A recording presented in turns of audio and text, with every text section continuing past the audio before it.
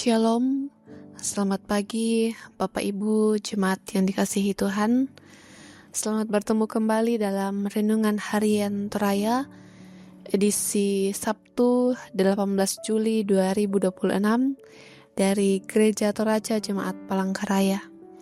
Kita akan bersama-sama belajar dari firman Tuhan dari kitab Efesus pasal 3 ayat yang ke-14 hingga ayat yang ke-21.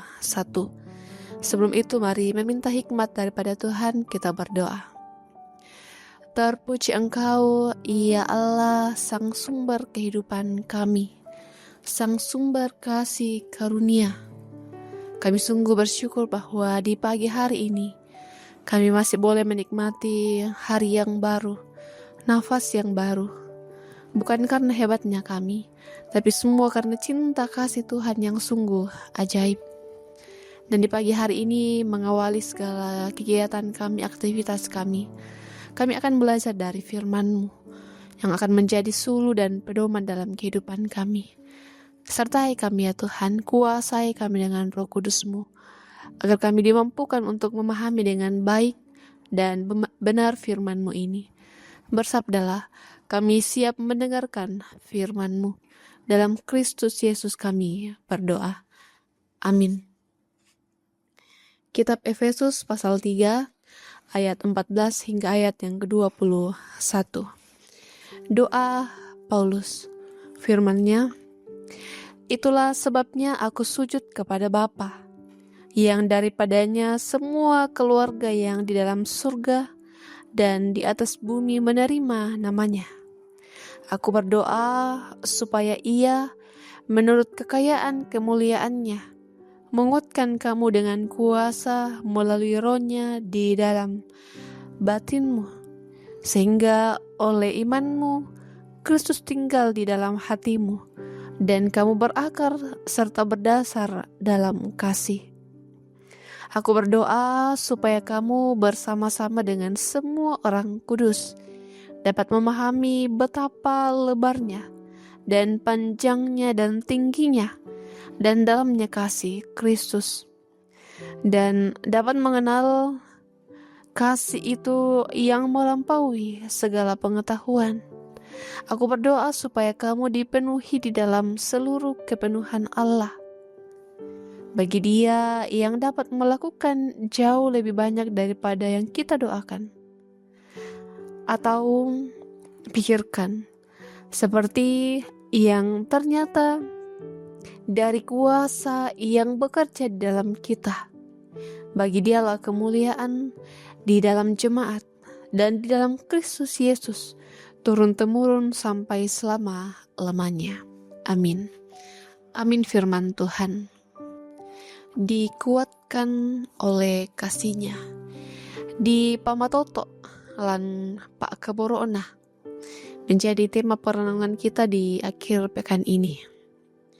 Bapak Ibu, saudara-saudari, dalam perjalanan hidup tidak jarang orang percaya menghadapi berbagai pergumulan yang melemahkan iman. Begitu banyak tantangan, kesulitan, dan ketidakpastian yang dapat membuat hati kita menjadi goyah. Karena itu, setiap orang percaya membutuhkan kekuatan rohani agar kita tetap teguh dalam iman dan pengharapan kepada Tuhan. Oleh karena itu, dalam suratnya Rasul Paulus menyampaikan doa yang sangat mendalam bagi jemaat di Efesus. Ia berlutut kepada Allah Bapa dan memohon supaya mereka dikuatkan oleh Roh-Nya di dalam batin mereka. Kekuatan ini bukan terutama kekuatan lahiriah, melainkan kekuatan rohani yang membuat Kristus diam di dalam hati melalui iman. Ketika Kristus tinggal di dalam hati, orang percaya akan berakar dan berdasar dalam kasih.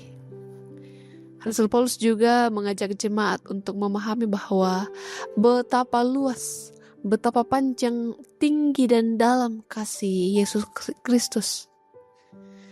Kasih itu sungguh melampaui segala pengetahuan manusia.